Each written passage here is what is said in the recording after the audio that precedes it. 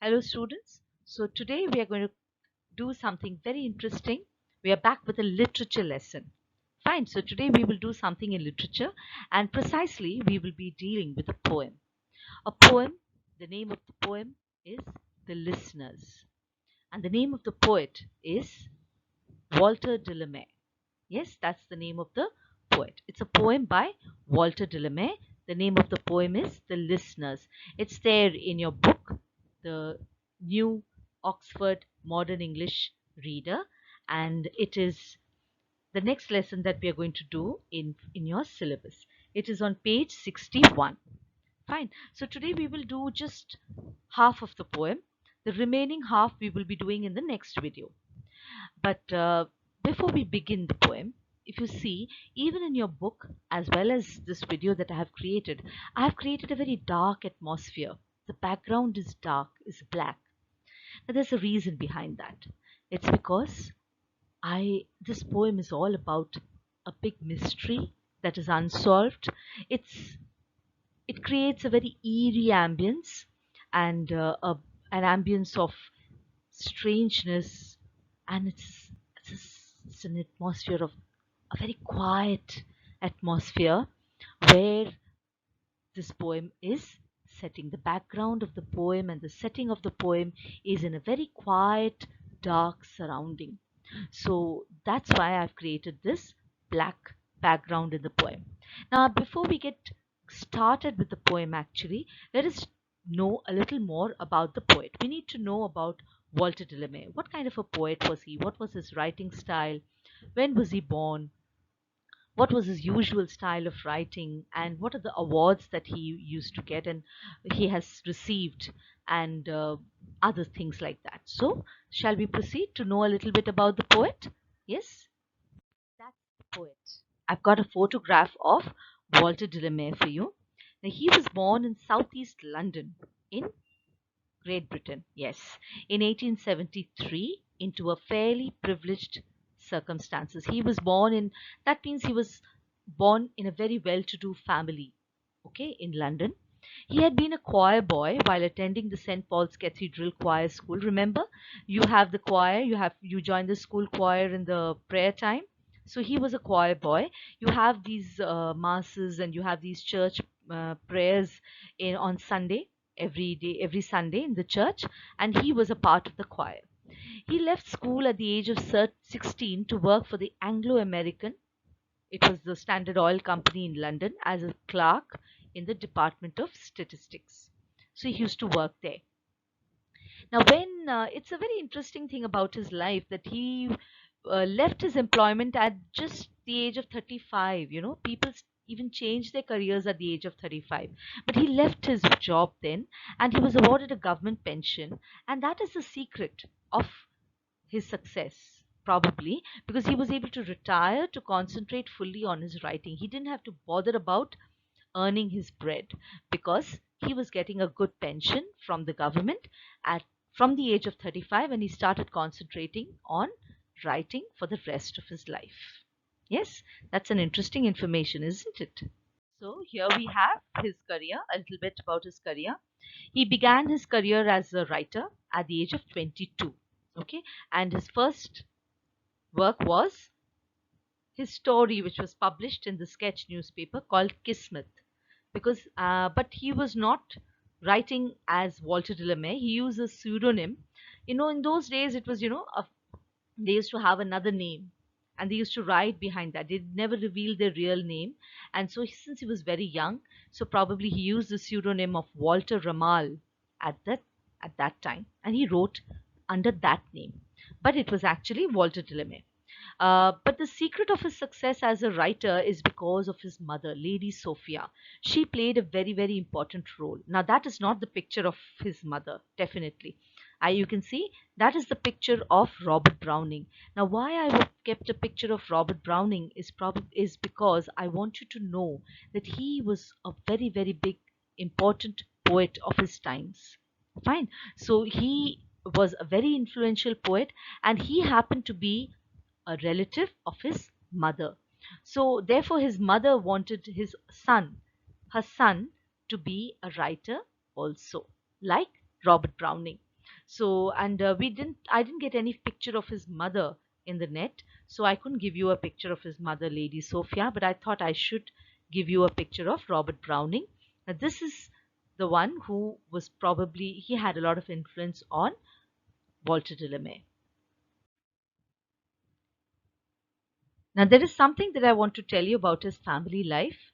Now, we knew that his family life was spent in Taplow in Buckinghamshire. That's where he lived. And he had a son, Richard. And his son, Richard, was a publisher. He was the chairman of the well-known publishing house Faber and Faber. So he, supported his father, and he published many of his father's books. Fine, that was an interesting thing. The father wrote, and the son published. So it was a family affair. It was a fairly modest beginning to a great writing career. Writing for different periodicals gave him the confidence to publish such collections of poetry, and he started off with Songs of Childhood. He's very well known for that, but he wrote that poem, that collection, under the pseudonym. Remember, Walter Ramal. As the 20th century neared the end of its first decade, Walter changed direction, and he now started concentrating on the eerie and the mysterious. This is what we're going to learn, okay? And this poem, listeners, is one of the eerie and mysterious stories. Fine, so we are proceeding. Now, what about his writing style? The poet had a very strange writing style. And although some of his stories have appeared in horror collections, they could not really be described as true horror stories. Fine. And because he never wrote true horror stories, he just wanted to explore the ideas of mystery and adventure and the unknown. Fine. And he always most often explored death, dreams, wonder of childhood. These were his themes mainly.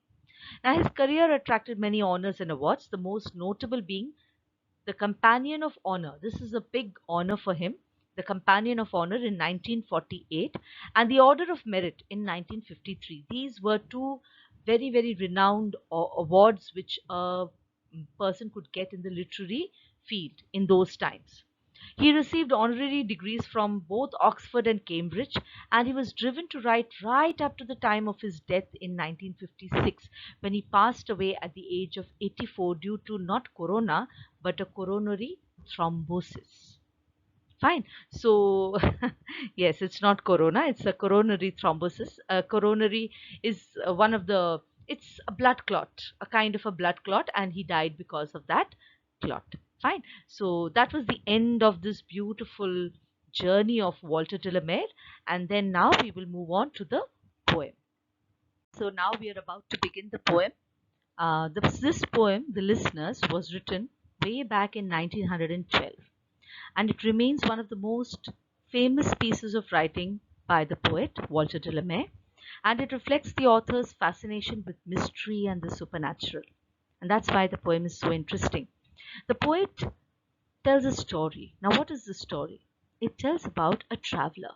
Now, the traveler is a character who has no name. He's an unnamed traveler, and he's approaching an abandoned house, apparently a haunted house because it is infested with ghosts. Now, how? We will get to know. But leaves the readers many questions as to who these entities actually are unanswered. We don't get to know who these ghosts were, whether they were related to him, why he was there at that house. All that is a mystery. And that is the beauty of the poem. It leaves everybody guessing. Okay? So we begin the poem. But before we actually understand the poem and I start explaining the poem to you, we will just go through the poem once. I will read the whole poem in totality once, and then we will go to it line by line. Fine. Now, as I'm reading the poem, all of you, I request all of you to take out page 61 of your books and get ready and read and follow the lines as I'm reading. The Listeners. Is there anybody there? Said the traveller, knocking on the moonlit door. And his horse, in the silence, champed the grasses of the forest's ferny floor. And a bird flew up out of the turret, above the traveller's head, and he smote upon the door again a second time. "Is there anybody there?" he said. But no one descended to the traveller.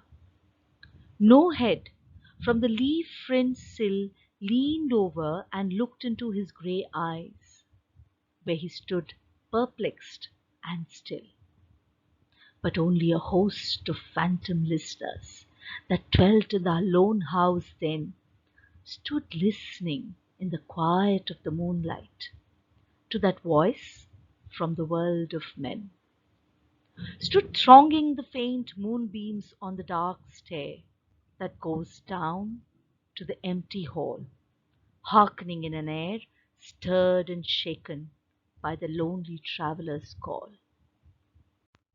And he felt in his heart their strangeness, their stillness answering his cry, while his horse moved, cropping the dark turf neath the starred and leafy sky.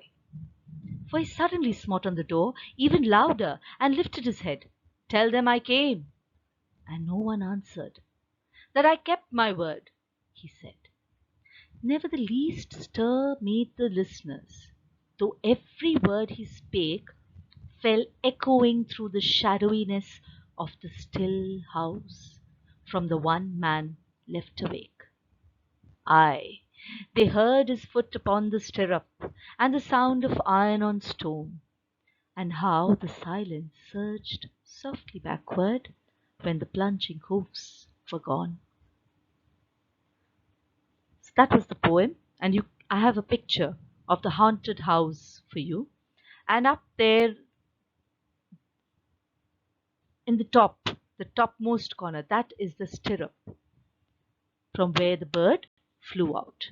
So I'm sure you are interested to know and understand the poem. So we shall proceed now to understand the poem. The first part. Okay, the poem begins with a question. Yes, is there anybody there? Said the traveller, knocking on the moonlit door. So, right at the beginning, the poet gets the reader to establish a relationship with the traveller, even though the traveller doesn't have a name. The character, the traveller, he doesn't have a name in the entire poem. We don't get to know who he was, what he came for, yet we tend to have a relationship with him. And he says, the traveller asks, "Is there anybody there?" And he knocked on the moonlit door. So when there is a question, then immediately we are also connected with the author as though it is also our question. Fine. And then you notice that the word silence comes in the third line, and his horse in the silence champed the grass of the forest's ferny floor. Now the word silence is now is very important here. Now how has he shown us the silence in the poetry? How do we understand the importance of silence? Only when we compare it with a noisy situation. After a lot of noise, when there is silence, then we are aware of it. So, exactly so, the poet here has said that everything around was silent except the horse. You know, he was eating the grass, he was chewing on the grass. The chewing is champed the grasses of the forest's ferny floor. So that means this traveler, it's in 1800 and 18th century, 19th century. So obviously the traveler has come all the way on a horse. So he is a horse rider. He has come on the back of a horse, and the horse is now waiting for him. And what is the horse doing? He is engaging in his own mundane day to day work. He has got no relationship with the traveler's mission. The traveler is very bothered. He has come with a purpose. But the horse doesn't mind. He is happy chewing the grass on the forest ferny floor. There's a lot of fern on the floor. Fern means a kind of shrub or a plant, and that's generally it's ferny. It happens, you know, when there are people when the road is full of these grasses, when nobody treads on them. Okay, on the forest floor, that means nobody. This is also indicative of the loneliness of the surrounding. Okay, so slowly, bit by bit, he is building up the image of a lonely house. And then there is a moonlit door. The door is moonlit, means the the beams of the moon are falling on that door. It is lit up. That means what? The other places are all dark. The door is lit up in the moonlight. Now, moonlight is also significant, and here, because moonlight is often associated with the supernatural in literature. So that is also adding to the eerie effect of the entire poem, the setting. So we go again to the first line. Is there anybody there? Said the traveller, knocking on the moonlit door, and his horse in the silence champed the grasses of the forest's ferny floor. So the grasses, the noise which the horse makes when he's eating, chewing the grasses, that is heard. That is the only thing, and the voice of the traveller. These are the only things which are being heard in the poem at that point. Suddenly, now there is another significance of the silence. We get to understand that there is indeed a lot of silence because a bird, one little bird, flew up out of the turret. Now that is nothing. So birds can fly out, but it is night. It's moonlight. And at night, birds seldom do not have any kind of activities. But a bird comes out, flows out of the turret. Now, turret is the topmost place in a particular mansion or a palace or even a castle. So, you by the word turret, the poet is actually indicating that it's a big, huge house, like almost like a castle, and out of that topmost point, a bird flies out, and he is able to hear it. That is the effect of the sinister silence in the poetry. Above the traveler's head, that means high up above, he hears a bird, and the poet gets startled. He gets startled by this movement of the bird because everything is very quiet. So let me just repeat again to you. The traveler, no name, he's an unnamed entity, yet we have a connection with him because of the question. We also want to know, is there anyone there in the house? We also want to know. So that is the building up of the story. This traveler has come in this forest to this forest on a horseback, and the horse is now waiting for the traveler to finish his work and ride up and mount his horse and ride back again. So the horse is now eating, he's resting. And in the meantime, the traveler is knocking on the door and nobody is answering. And he's asking that question. And what was the only movement noise that he heard was a bird flying out of the turret above the traveler's head. Now, this first part of the poem, it sets the mood, the setting of the poem, the eerie background of the story, and an unearthly silence is created. Fine. And the very fact, forest ferny flow. Now if you see, this is an alliteration. Yes, I know, you must have noticed. His horse, forest ferny flow, these are alliteration. And why do we use alliteration? To emphasize on something. So what is being emphasized here? That it is ferny, that means it's full of grass. That means no one has visited this forest for a long time, and so this is a very haunted, lonely place where people seldom come. It has been totally uninhabited. Fine. So the repetition of the first sound, forest ferny flow, and champed is onomatopoeia. We have done this also. The sound, the chump of the horse eating the grasses, that is the chewing of the grasses. It is the word itself.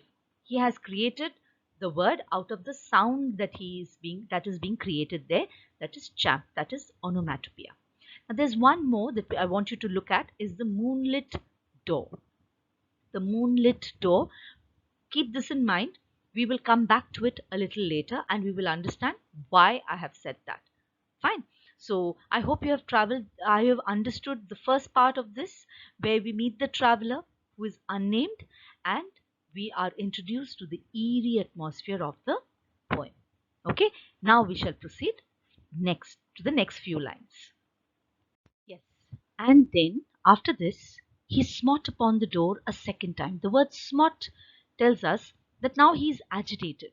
You know, when smote is an action when you perform, which is with force. So he smote upon the door again a second time. Is there anybody there? He said. So there is more agitation because he doesn't get an answer. But no one descended to the traveler. Nobody is answering his call.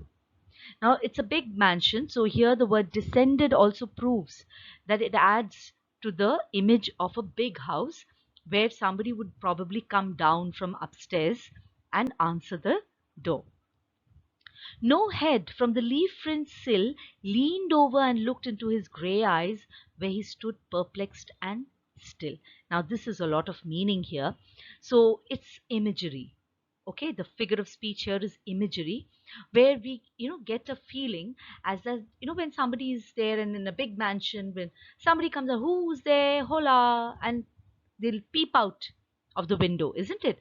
So here exactly that image is being created. No head, that means no one comes out from the leaf fringed sill. Now this is a beautiful expression, and it is an epithet. An epithet is an adjective. It's actually an adjective or an adjective word or an adjective phrase. Fine. So leaf fringed is an adjective phrase, and then I told you to mark moonlit. Moonlit is an epithet. Why? Because here it talks about the sill. The leaf fringe sill. This is a noun. See, leaf is a noun, moon is a noun, but here they are used as adjectives. Leaf fringed. What does it mean? The window sill which is covered with leaves. Fringed means full of fringes. Fringes means, where it's lined with leaf. Yeah. And moonlit, obviously, full of moonlight. It is lit by the moon. So the both are nouns, but when they are used as adjectives, they are called epithets. Moonlit and leaf fringed. Moonlit is a singular epithet, and leaf fringed is a compound epithet. It's mentioned in your book also. So no head from the leaf fringed. Now what does this epithet do? It creates an imagery in front of our eyes. And then we can almost imagine somebody peeping out, leaning over and looking into his grey eyes. Now see, leaning over and looking, that is also lean and looked is alliteration. Why grey eyes? Now it could have been brown, it could have been black, it could have been blue, but it is grey. What is symbolic of grey? Grey is something dull. Grey is something which you cannot understand. It is something eerie that is also adding up to the eerie picture, where he stood perplexed and still. Perplexed is a confusion. He's totally confused. Why? Because nobody is coming. He's come here for something and he wants to give a message or probably talk to someone or wants to give something to someone or is supposed to meet someone, but nobody is there. So he's very irritated and he's very probably very perplexed and puzzled as to that I'm here and nobody is answering and everything is so still, and this sinister silence is killing him, the traveler as well as us, the reader, because of the magic that is being created in this poem. Fine. Okay, we come to the next portion. But only a host of phantom listeners. So there were listeners. Okay, and he could sense them. How did he know? Because he could sense it. That dwelt in the lone house then. So only a host of phantom listeners, but they were not real human beings, because he says a host of phantom. Phantom means ghost. So there was a host, and it was not alone. There was not only one ghost. There is something about the house which told him that there are a lot of people there inside, but they are probably not human beings, but they are from the other world. They were souls, they were ghosts that dwelt in the lone house then, stood listening in the quiet of the moonlight. That means they were listening to him. He could feel that sinister presence of those phantom listeners. And probably they were listening to this world, to this voice from the world of men. That means he does not belong to their world. That is very indicative in this particular line, that he belongs to the world of men, but they don't. The listeners do not. They come from another world, that is the world of ghosts. But nevertheless, they could hear him. Fine. Stood thronging the faint moonbeams on the dark stair. That means the moonbeams, it was on the door, it was falling on the door, and through that it was percolating through the dark staircase. The faint moonbeams, they were thronging means collecting in a large group. When when there is a big crowd, so there is a crowd of moonbeams, yet it was very faint. Beautiful imagery drawn, and you can almost imagine the dark staircase where there is a lot of light which is falling on, a few rays of moonbeams falling on portions of the dark staircase right from the top, and it is going up to the bottom. That goes down to the empty hall. That means what is there inside? There is a hall, and the moonbeams are visible up to the empty hall, hearkening in an air stirred and shaken by the lonely traveller's call. So they were all paying attention. They were hearkening. Hearkening means they were listening. They were all actually listening carefully in an air stirred and shaken, because they were all, see, they have been disturbed by this traveler's entrance. The traveler has come and he has broken the silence of the forest and their silence, okay, which they are habituated to. And so they were all listening carefully with interest in an air stirred and shaken. So the entire air around the haunted house is stirred, means it is totally shaken up. It has been, what I would say, it is, there is some disturbance in the air. And how is that caused? By the lonely traveler's call, just by the um, the entrance of the traveler into the picture of the faint moonbeams in the forest, in the haunted house. Everything is shaken up. The entire silence is broken. And so they were all wondering, what is this listener here? Why is the traveler here? What does he want? What does he say? But they are not answering. Whether they choose not to answer or whether they are unable to answer, that is another question which is in our minds. Yes, so that is another added, addition to the mystery.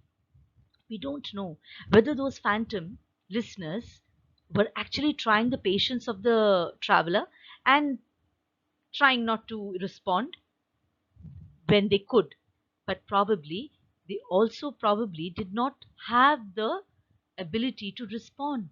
They do not belong to the world of men, they are from the other world.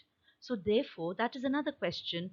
All this builds up the mysterious environment, and then we are going to stop here to understand later on what happens later and in the latter part of the poem, whether he is able to meet anybody, okay, or whether he is able to convey the message, whether they respond, when somebody responds to him. We will come to the next class, in the next class. In the meantime, note down all the words, the list of vocabulary that is there, which I have also marked, and also which is there in your book, and look at the figures of speech and try to understand the figures of speech here. And each and every word should be very, very clear, okay, and listen to this video again, so that you are thorough with the first part of the poem when we meet in the online class. Okay, so there's one more last point that I would like to say, that they were all listening, they all stood listening in the quiet of the moonlight. So as though the moonlight is the only presence of which is there, and everything else is very quiet. Everything is quiet. The man is speaking, and the entire forest silence is broken. And we will see in the second part what happens next. Okay, till then, bye bye.